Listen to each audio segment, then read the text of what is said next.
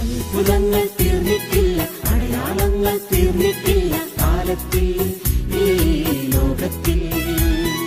എൻ്റെ പേര് ലിറ്റി. ഞാൻ ഹോളി ക്രോസ് ചർച്ച് പ്ലാപ്പറ്റയിൽ നിന്ന് വരുന്നു. ഞാൻ കഴിഞ്ഞ ബുധനാഴ്ച ഇവിടെ ശുശ്രൂഷ കൂടിയപ്പോൾ എനിക്കൊരു ചെവിക്കൊരു പ്രശ്നം ഉണ്ടായിരുന്നു.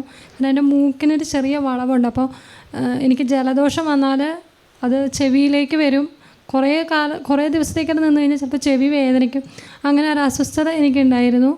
അത് കുറേ കാലമായി ഉണ്ടായി. കാരണം അപ്പോൾ ആദ്യമൊക്കെ ഡോക്ടറെ കാണിച്ചപ്പോൾ, ചെറുപ്പത്തിൽ തന്നെ ഡോക്ടറെ കാണിച്ചപ്പോൾ ഡോക്ടർ പറഞ്ഞു ആ വളവ് ജന്മന ഉള്ളതാണ്. ഇനി ഓപ്പറേഷൻ ചെയ്താലും ചിലപ്പോൾ വായൊക്കെ കോടി പോകാനുള്ളൊരു സാധ്യതയുണ്ട്. പിന്നെ ഒന്നാമത് എനിക്ക് വയ്യാത്തതായതുകൊണ്ടും ഒരുപാട് കോംപ്ലിക്കേഷൻസ് ഉണ്ടാവാൻ സാധ്യതയുണ്ട്. അപ്പോൾ അതങ്ങനെ തന്നെ പോട്ടെ എന്ന് പറഞ്ഞു.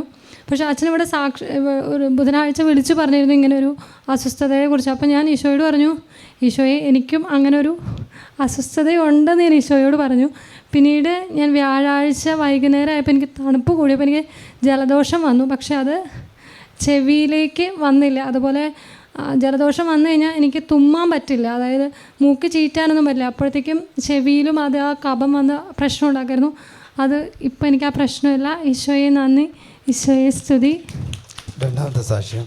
പിന്നെ എനിക്ക് കൈ അടിച്ചിട്ട് സാധാരണ കാല് ചലിപ്പിക്കാൻ പറ്റും, പക്ഷെ താഴെ കൈ അടിക്കാൻ പറ്റുള്ളൂ. കാല് ചലിക്കുമ്പോൾ താഴെ മാത്രമേ എനിക്ക് കൈ അടിക്കാൻ പറ്റുള്ളായിരുന്നു. പക്ഷേ ഇപ്പോൾ എനിക്ക് കാല് ചലിപ്പിച്ചിട്ട് തന്നെ മുകളിലേക്ക് കൈ പൊക്കി കൈ അടിക്കാനായിട്ടുള്ള കൃപ ഈശോ എനിക്ക് തന്നു. ഈശോയെ നന്ദി, ഈശോയെ സ്തുതി.